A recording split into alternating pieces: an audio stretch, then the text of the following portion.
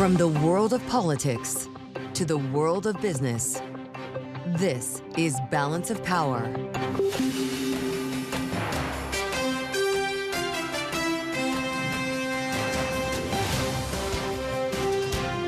Live from Washington, D.C. Jobs Day edition with news from China putting more gas on the fire on Wall Street. Thanks for joining us live from Washington. I'm Joe Mathieu alongside Kailey, Leinz. Remarkable to see the markets making up for ground lost since President Trump's Liberation Day, Kailey, without much news to base it on. Yeah, we got strong jobs data today. There are some concerns about a slowdown. It was the news from Beijing and a headline from the Wall Street Journal having to do with fentanyl that really seemed to get things moving. Yeah, essentially that Chinese authorities are trying to understand, or at least looking at, what exactly the U.S. would like to see in terms of changes to the chemical ingredients that China makes that go into fentanyl, maybe trying to address that 20% tariff related to fentanyl. Indeed. Of course, there's the other 125% tariff to contend with as well that is more structural trade issues. But the Chinese Commerce Ministry did say overnight that they're evaluating whether or not to begin talks with the U.S. And perhaps that evaluation is enough to juice risk appetite. We could be looking at the longest winning streak if we indeed close up today since going back to 2004 on the S&P 500. 20 years. Who would have thought we'd be having headlines like this today? But look, we'll let you know as we learn more. The fact of the matter is there's still great uncertainty when it comes to the tariff policy. This could, however, provide an off-ramp or maybe the beginning of talks with this White House, which is exactly what this market wants to see. Yeah, keeping in mind that it was earlier this week that President Trump referred to this market as still being Biden's stock market. Yeah. I wonder if that thinking still holds today in the face of a better than expected jobs report that our colleague Anna Wong at Bloomberg Economics actually predicted. She was on the upside here and was close to the ultimate figure. We'll check in with her as well as Kathryn Edwards. Plus, we have to talk to Mick Mulvaney. It's been a while. Has been a long time. Freedom Caucus founder, former acting White House chief of staff. We got to get into all things reconciliation with him, too. Trump whisperer before our conversation. From the other side of the aisle, Mikie Sherrill, Congresswoman from New Jersey who's running for governor, will join us later this hour as well. So we've got a lot ahead, but we begin, as always, with a check on these markets and this winning streak we are seeing. Charlie Pellet, day 9. Indeed, with the Dow, the S&P, NASDAQ all advancing. Lots of moving parts today. Yes, it is Jobs Friday, but also, as you guys mentioned, the big headline coming in the 11 o'clock hour New York time. China says it is assessing the possibility of trade talks with the U.S. Key because it's the first sign since President Trump hiked tariffs last month that negotiations could begin again between the two sides. The Dow, the S&P, NASDAQ up 86 right now, 56.90, up by 1.5%. The Dow up 592, up by just about 1.5%. NASDAQ is surging 302 points, up 1.7%. The Bloomberg Mag 7 index up now by 1.8%. 10-year 4.32% with the 2-year 3.83%. And gold down $13 the ounce, 32.25. That is a drop of 0.4%. West Texas Intermediate crude oil also retreating today, down 2.2%, 57.92 on WTI. Bitcoin higher by 0.9%, 97,332. Bottom line here, U.S. stocks on track for another winning week. Also, the 9th day of gains for the S&P 500 index. Earnings news: Apple shares are lower on a day when the rest of the market is ripping higher. We got Apple down now by just about 3.9%. The other big report last night was Amazon. Amazon shares are up by 0.6% after earnings. Balance of Power continues right now. Back we go to Washington for the Friday edition. Once again, your hosts Joe Mathieu and Kailey Leinz.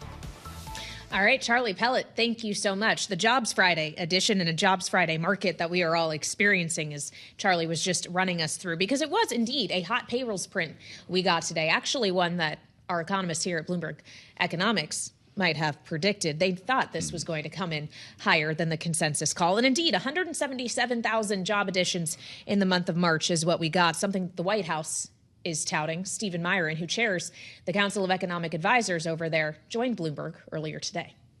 There's been an ongoing disconnect between the hard data and the soft data, and the hard data continue to perform very well. 177,000 jobs last month, a beat of 40,000 jobs. That's the president's second jobs day beat in a row. And on top of that, you've got 11,000 construction jobs, expanding construction sector in spite of the president's crackdown on the border. So there you have it. Non-farm payrolls increasing by 177,000 last month, and nobody came closer than Anna Wong, who joins us right now, Bloomberg Economics chief U.S. economist. Anna, it's great to see you. The headlines all seem to read the same: hotter than expected despite uncertainty over tariffs. Is that how you see it?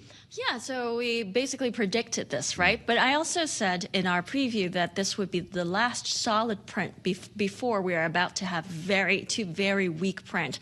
And even this solid print surprised me in some details on how weak certain things are. So I'll tell you, Joe, the thing that surprised me was that the gains in professional and businesses sector, which is what we expected, actually largely came from employment services. So basically, employment services are the people who are helping temp agencies, helping people who are jobless to get temp jobs. So essentially, the support to payrolls print today is due to an increase in demand of jobs of helping jobless people.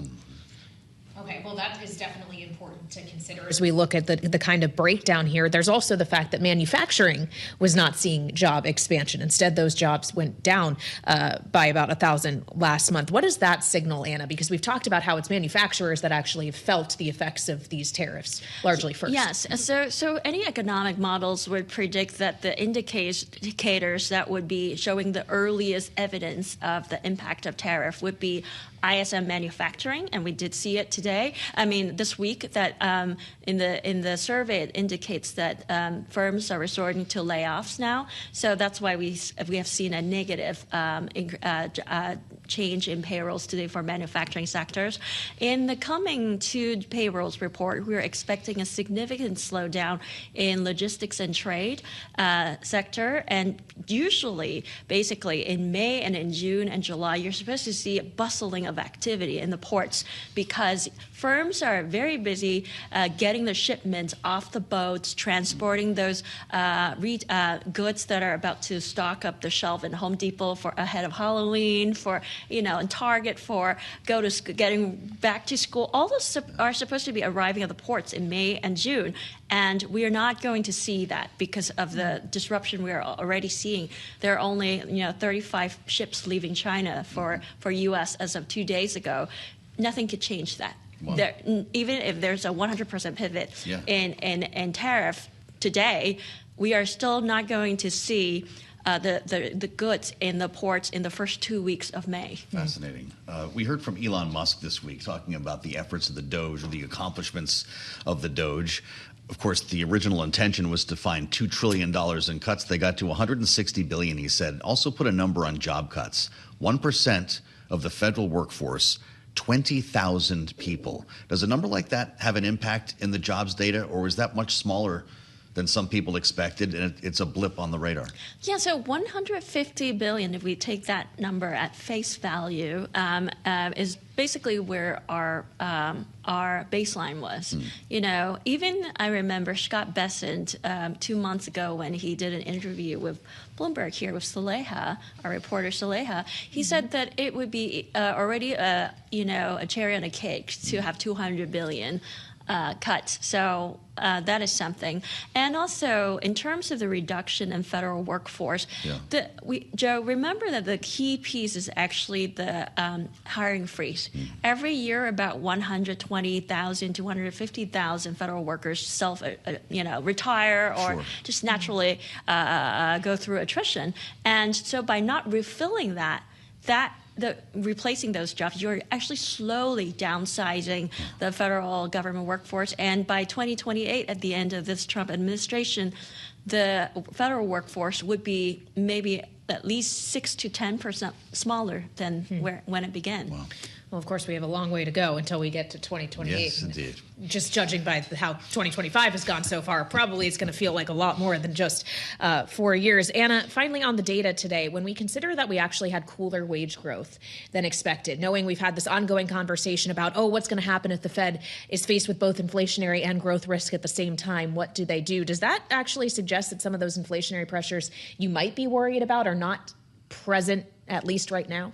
Yeah, so keep in mind that our team has been saying that the core PCE inflation would not be as high as what the consensus is saying and what the Fed is projecting, because precisely for that reason, Kailey, we think that the service sector, which is more important for the U.S. economy, it accounts for about 70% of CPI basket, that part of the economy is going to soften, and as a result, the disinflationary pressure from the services will offset some of the goods price inflation that we might be seeing. So on net, we just don't think that this the tariff shock will ultimately lead to a 3.5 to 4.0 core PCE inflation that internal Fed forecast might be showing.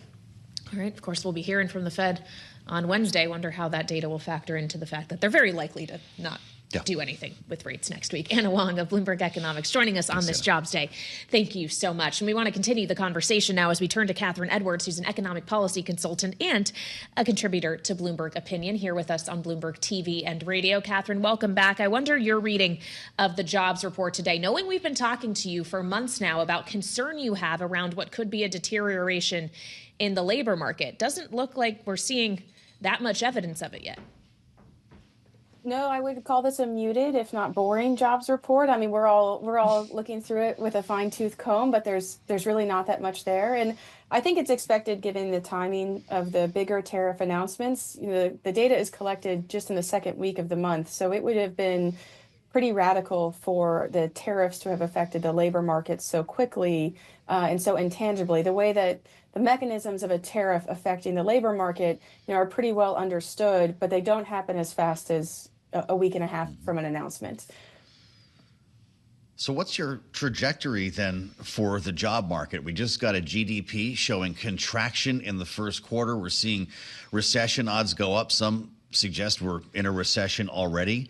Once we work through the next couple of months, the impact of tariff uncertainty, the federal worker layoffs that we were just discussing with Anna, and a broader slowdown economically means what for this job market? I went through the Beige Book that was reported in April to hear what the Federal Reserve regional branches are hearing from employers in their districts. And you'll see kind of throughout the report, not starting layoffs, but making preparation for reductions in headcount.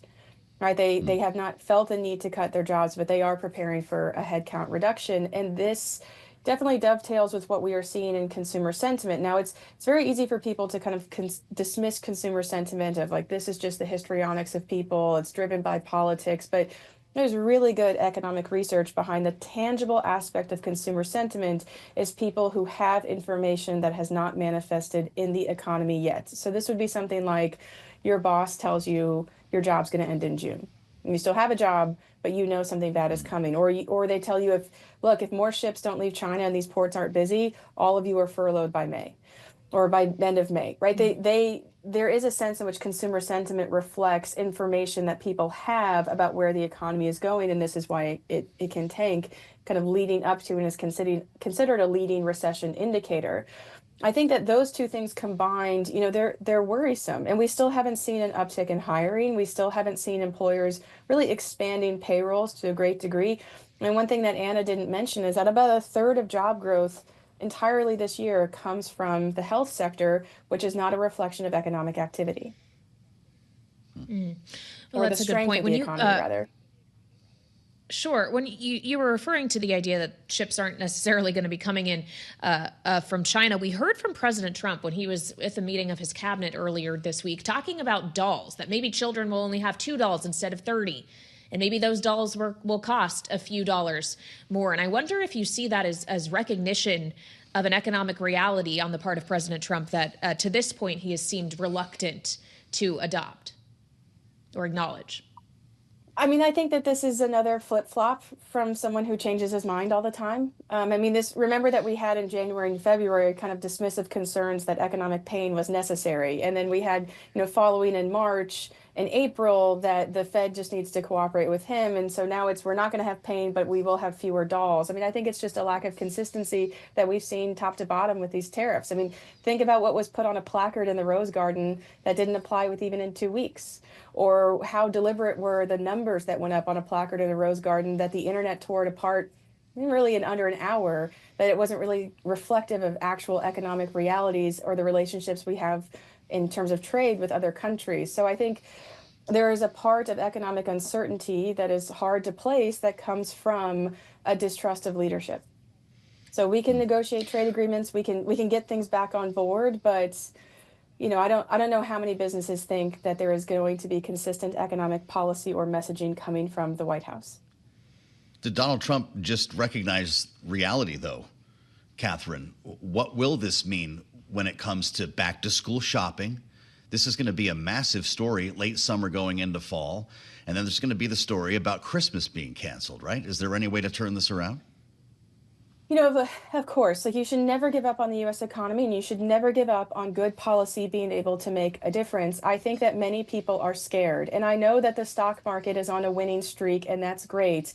But the terror that is inflicted on savers when they see their 401k take a nosedive, that doesn't bounce back as much as the S&P does within a couple of weeks. There is a real fear and vulnerability that goes into consumer thinking. And if you hear from your boss, we might have to do layoffs in the summer, and you look at your 401k balance at the wrong week in April and you get scared about the future, you're not going to spend money the same way. It's possible to turn mood and sentiment around, but telling people fewer dollars is in their future is probably not the way to do it. Well, and if we consider what the implication of a slowdown in consumption would be, knowing that consumers are the engine of the U.S. economy, Kathryn, that's where all of this kind of recessionary talk comes in. Even the president has said he thinks that there could be an economic slowdown if the Fed does not cut rates in time. A repeated suggestion that the Fed risks being too late here, as they have, in the president's mind, been in the past. And I wonder if you actually think there is some truth to that notion, that the Fed is likely to be late to react just by the function of monetary policy and the lag with which it works. The Fed, doesn't serve one master but the U.S. economy. And they've got to act within the stewardship of the U.S. economy, providing stability and certainty going forward. And, if the president says jump and Powell says how high, that is even worse case scenario than a recession.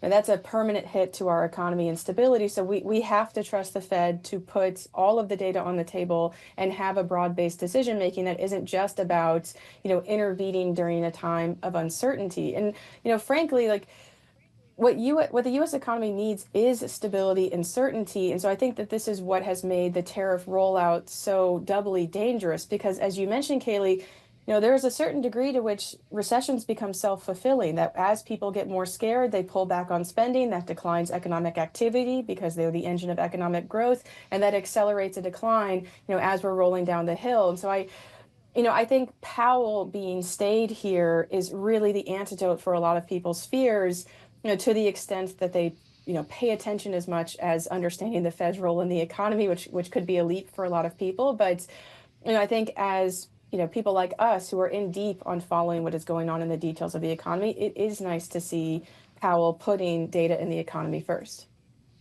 Well, it's great to have you back, Kathryn. Economic policy consultant, Bloomberg opinion contributor Kathryn Edwards with her view on the economy, just days away from the next Fed meeting. He's got his work cut out for him next week, Kailey. Jay Powell's going to face questions about tariffs and Trump, and you wonder if he brings any nuances that we haven't heard yet to this conversation. Yeah, of course, we've already heard repeatedly from him. The Fed operates independently. Yeah. That independence is protected by law. They feel that they have the flexibility here to wait and see. There's too much policy uncertainty. He's probably not going to signal, hey, I'm thinking about cutting rates anytime soon. You don't even need to watch it now. Just listen to Kailey. Mick Mulvaney's on the way in. Yeah, we haven't talked to Mick in some time. He'll join us next with the view from the Republican Party, our Trump whisperer on the way in here as Donald Trump spends the weekend at Mar-a-Lago. We'll have much more straight ahead on Bloomberg. Closing the best 9-day rally we've seen on the S&P 500, the first time we've seen a 9-day rally like that, going back to 2004 as we consider jobs and trade. And I wonder, there's a question as to whether or not the market is also discounting the focus now being on tax cuts that could be coming down the line as Congress is still working on its budget reconciliation package, though, of course, they're not in town today. It's Friday. Why would they be? They're going to come back next week, though. And the House particularly is going to keep working, though. It's interesting. They actually have decided to punt on the markups in some key committees of their pieces of legislation. The Energy and Commerce Committee, which is still dealing with a massive question around Medicaid. The Ways and Means Committee, which actually has to be the architect of this tax package. What's going to be included? Potentially a lifting of the SALT cap. Are they going to really not tax overtime tips or Social Security and all of those various components? So there still is a lot of work to do, but President Trump, at least yesterday in the White House Rose Garden, was sounding optimistic because he still wants to see this one big package come to fruition. The progress of the one big, beautiful bill, we love that bill. I won't like it if it doesn't pass, neither will you. Doesn't pass, your taxes are going to go up 68%. These will be the biggest tax cuts in American history, with 100% expensing, which is something that people cannot believe they're getting. We did it in the last one, and we had the most successful economy in my first 4 years that we've ever had in the history of our country.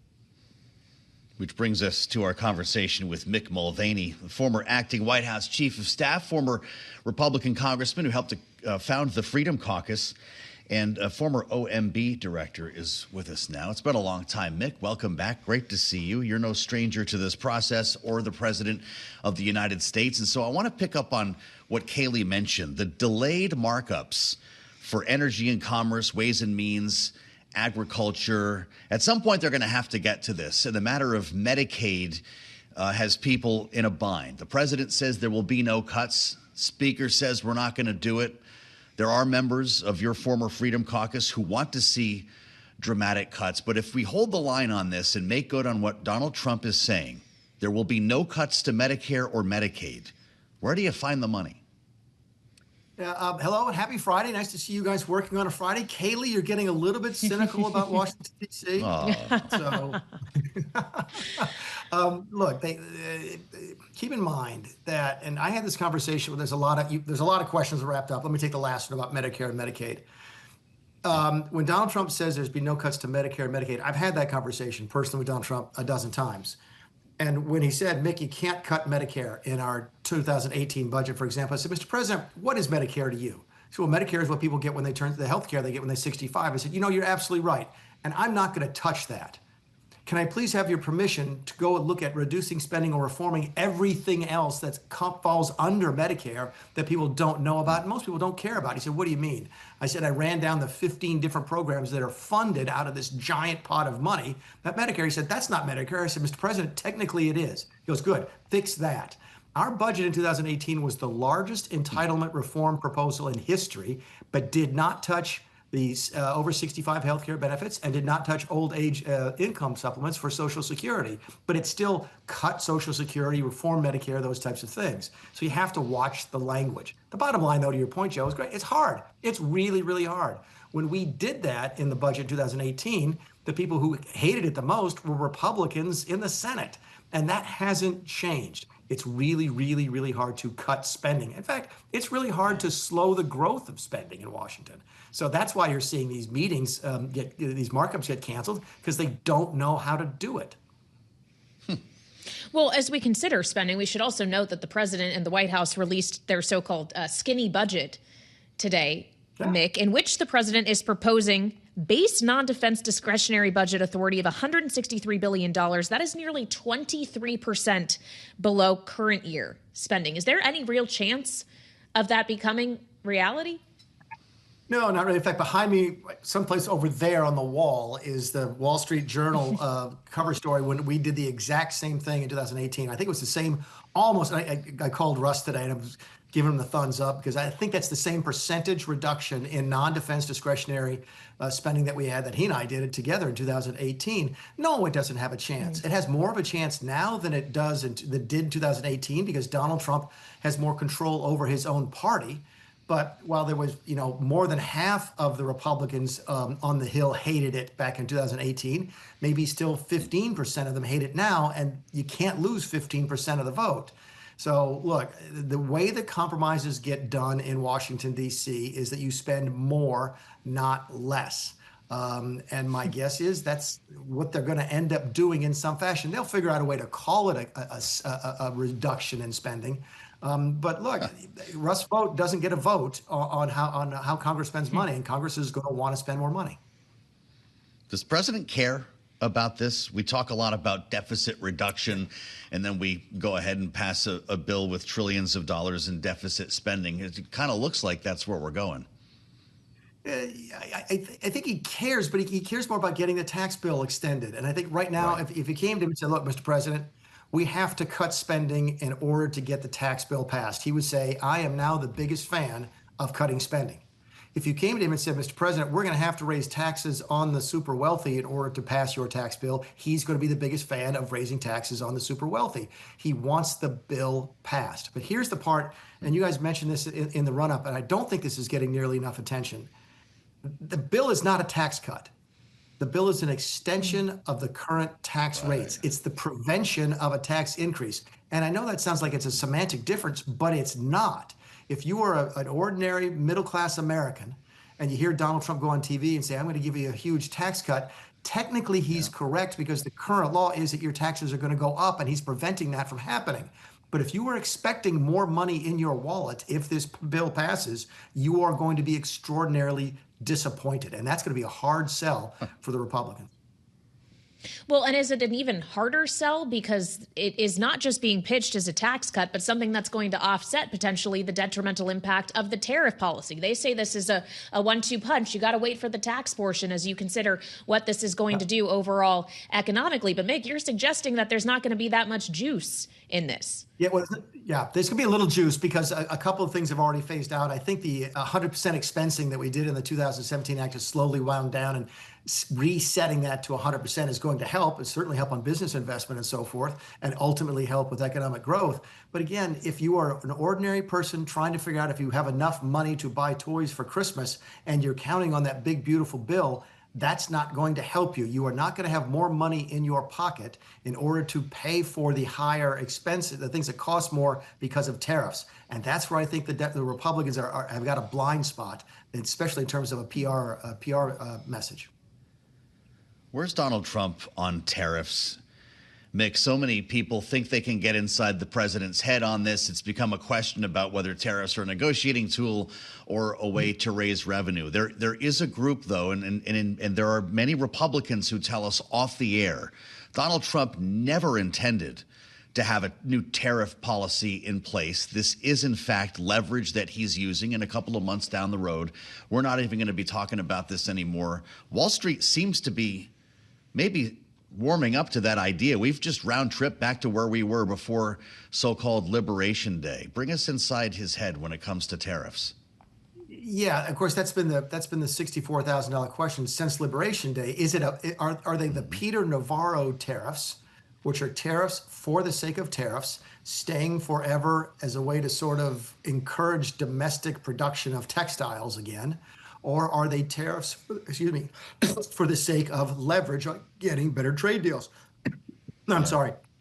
And I think what we know now is it's the latter. It's the more nuanced approach that Scott Bessent has been pushing. I don't think they're going away, but I don't think Peter Navarro is having nearly the voice in the White House that he's had the last couple of months. Well, someone whose voice within the White House or Trump's inner circle is going to change, we learned yesterday, Mick, is Mike Waltz, who's no longer national security advisor, has now become the nominee to be the U.S. ambassador to the United Nations. You obviously served in the first Trump administration. You were familiar with the kind of turnover nature of it. It's how you ended up at one point being acting White House chief of staff. And I wonder what your reaction was to yesterday's news that President Trump wasn't necessarily letting him go. He's not getting fired, simply maybe being reassigned. But still, this is the first shakeup we have seen in term 2. It is, and I got a different perspective on it than I think most people. Look, I think I like Mike Waltz. I think they'll be hurt by having Mike Waltz's influence not available to them in the White House. I know who's in charge of immigration policy in the White House. That's Stephen Miller. I know who's in charge of leading the discussion on spending. That's Russ Vought. I sort of had the impression that Mike Waltz was at least a leading voice on foreign policy in the White House, and now he'll be gone. Okay, and I think that hurts the White House. There's no question. Losing the talent like Mike Waltz hurts. But here's the part I think they're missing. They've nominated him for a Senate-confirmed position. I consider the UN ambassadorship to be a demotion. I think most people would. John Bolton didn't go from NSC, National Security Advisor, to UN ambassador. He went the other way. Nikki Haley would not have gone down. She would have only gone up. But it is Senate confirmed. What does that mean? The Democrats are going to get the investigation into so-called Signalgate that they haven't been able to get up to this point. And we are going to be hearing about this for a long time. I think Mike Waltz is ultimately confirmed for this position. I just wonder if we don't go through an entire summertime of drip, drip, drip of leaks about Signalgate that somehow get collateral damage, most specifically Hegseth at Defense. It seems like we are. We talked to Senator Chris Coons about this last evening, and they're already preparing for those hearings. Mick, we're out of time. I've only got 30 seconds left. Can he still be confirmed? Will he clear committee? Oh, yeah.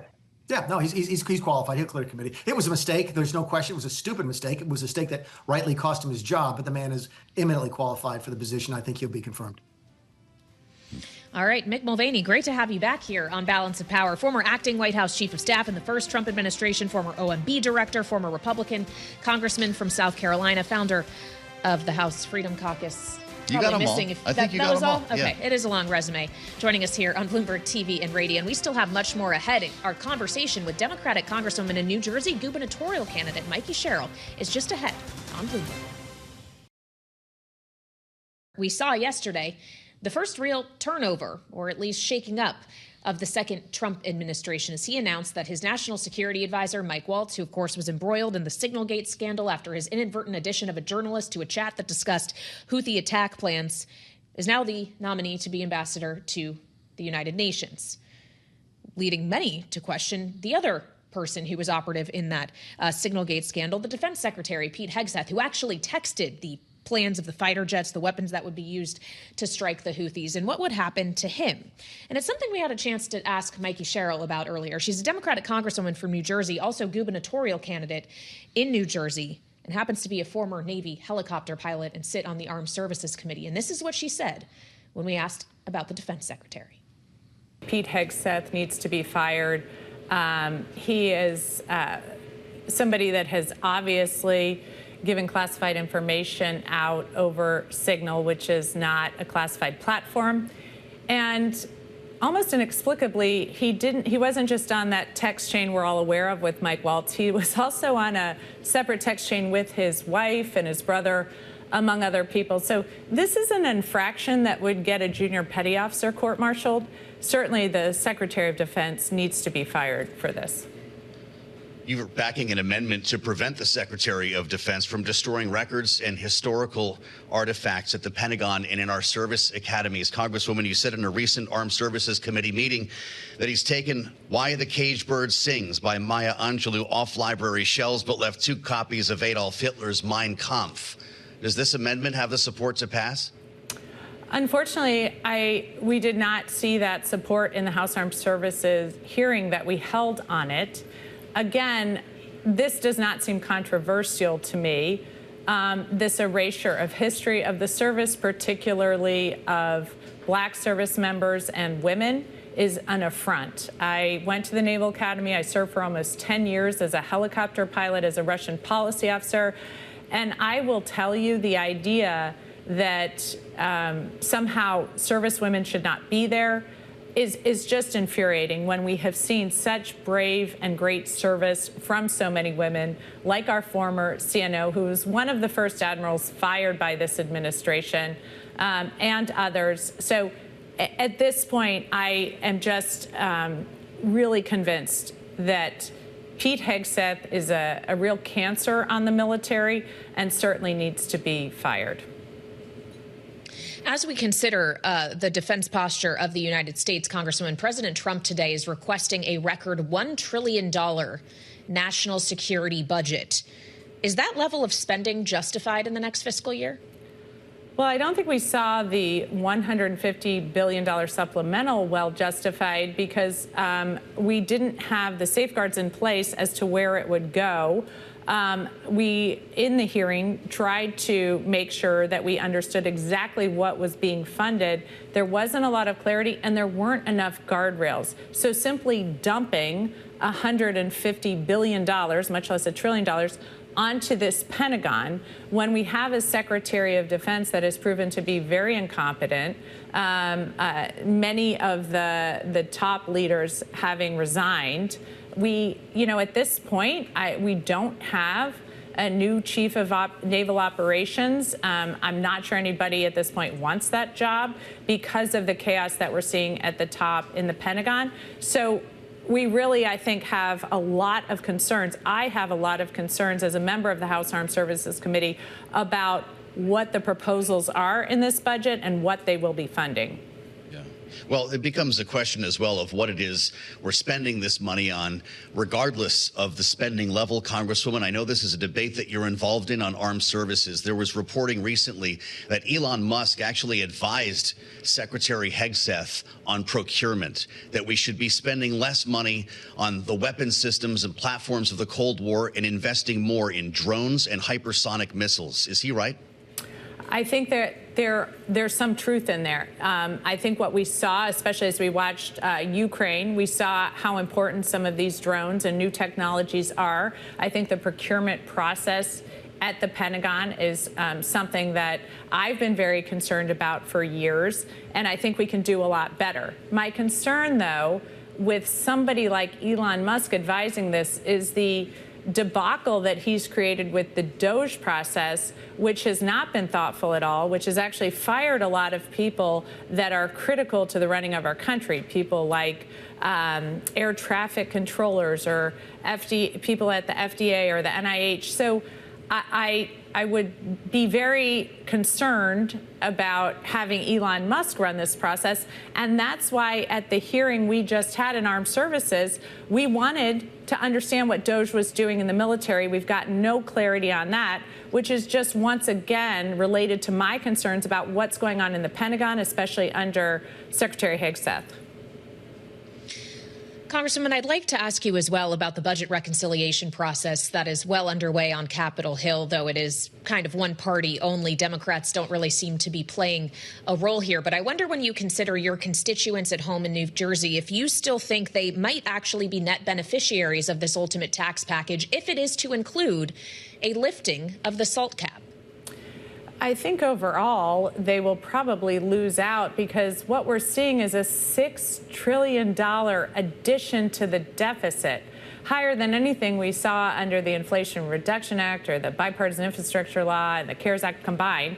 And in fact, this huge increase of the deficit, while at the same time not funding some of the really basic priorities of our state. 1 in 3 children use Medicaid as their insurance. Many of our nursing homes use Medicaid to care for people at the end of their life. Many families are relying on that nursing home care for their loved ones. So we also see these hits to the Department of Education and the Title I funding, a lot of funding that goes to the disabled community. I hear from that community quite often about what the future holds for them. And then at the same time, beyond just what we're seeing in reconciliation, we're seeing these huge hits to the economy of New Jersey that are ongoing because of the tariff regime and the chaos coming out of Washington. So I'm hearing from everyone from a coffee shop in my town saying costs are going to go up, to a builder in my area who's saying I've stopped all my projects because HVAC systems are going up 30 to 40%.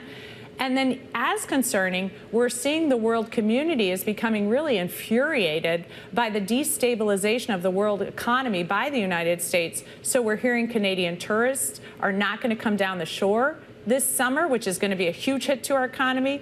We're also hearing from, manufacturers that I was talking to one manufacturer saying, look, I had these orders from Germany. They just called me to cancel the orders to say they're not buying American anymore.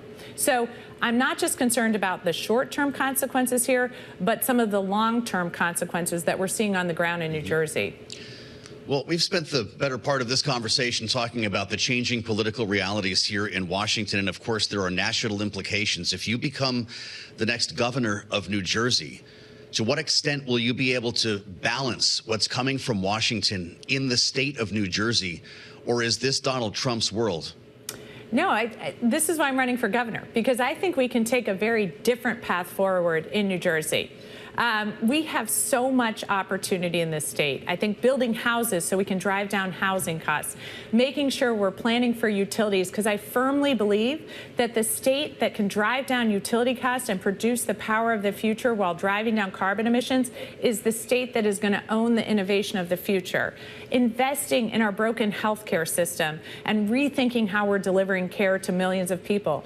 I think there is such an incredible amount of opportunity here to show a different and distinct path away from what we see coming out of Washington. What we see is the attacks on the economy and the attacks on opportunity, the attacks on just rights and freedom coming from Washington, D.C., standing in the breach as New Jersey with a different path forward, which I think is going to be really compelling.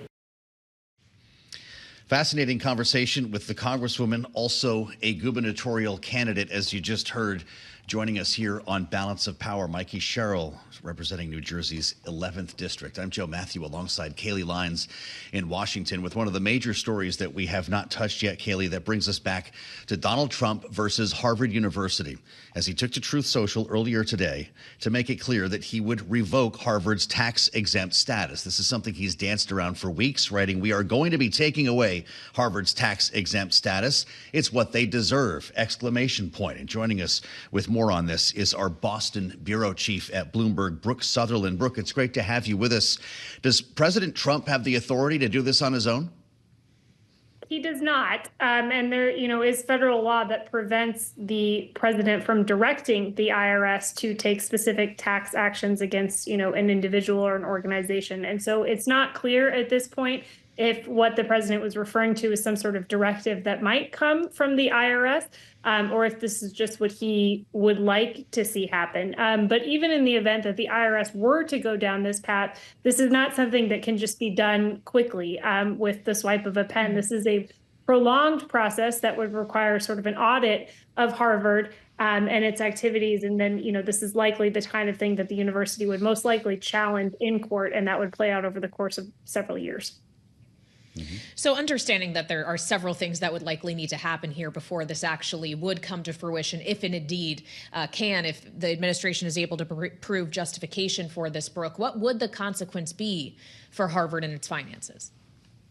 It would be very serious. I mean, Harvard is the oldest and the richest university in the U.S. And so compared to other colleges, it has a lot more financial firepower, but it benefits greatly from that tax-exempt status. It helps Harvard avoid paying property taxes. It has significant real estate, not just in Cambridge, where it's based, but also in Boston. And it also allows the university to issue bonds without paying interest on those. And those are material benefits for the university. And it would also, if the IRS were to go down this path, that would have serious ramifications for the Massachusetts economy writ large, which is highly dependent on institutions like Harvard and the top tier medical schools and other research institutions that are already feeling the pressure of the Trump administration's funding cuts, specifically as it relates to NIH. Senator Elizabeth Warren spoke to Bloomberg News about this last month, called it flatly illegal for the president to direct the IRS to investigate or change the status for a taxpayer. So this goes to court? Yes. At this point, we still don't know, I guess, if there is something to fight about in court. But I would presume that if the IRS did go down this path, that it would most definitely be something that Harvard would challenge. And we have already seen Harvard suing several U.S. agencies and government officials over that decision to freeze billions of dollars in funding that was supporting research on things like ALS and tuberculosis. And other projects spread out across its various schools. And so, this is an escalating feud between Harvard and the Trump administration that really was kicked off by demands by the Trump administration to assert more control over the way in which Harvard really runs itself. And the university pushed back against that and said that went far beyond the stated purpose of really trying to curb anti-Semitism on campus and represented a threat to its independence. And so you have seen a number of Democratic leaders, Elizabeth Warren being one of them, but also Governor Maura Healey in Massachusetts and the state's congressmen as well, many of whom, I will note, went to Harvard or taught there, really rallying around the school's cause as it pushes back on the Trump administration. All right, Brooke Sutherland, our Boston bureau chief at Bloomberg, thank you so much for joining us on this important story. We appreciate your time. And of course, there's a few important stories floating around on this Friday that we have been discussing here on Balance of Power. One being, of course, the hot jobs report we got today, 177,000 on payrolls. That in part is what was fueling the equity rally already today. Maybe fuel added to that after the reporting, Joe, in the Wall Street Journal, that China is looking at fentanyl and what it may be able to do in that regard as it considers a pathway toward trade talks with the United States. It brought us to new highs for the day. Just the idea of an off-ramp seems to be enough to get investors' attention here, although pretty remarkable to see the markets returning to where we were before Donald Trump's Liberation Day. This has been quite a stretch of rallies. Yeah, could be the longest stretch of rallies since 2004, and they'll have more on that on Bloomberg Business Week Daily straight ahead on Bloomberg. Make sure to subscribe to the Balance of Power podcast. Got a lot to catch up on, as Kailey mentioned. Find us at Apple, Spotify, and wherever else you get your podcasts. You can listen anytime at our website, Bloomberg.com.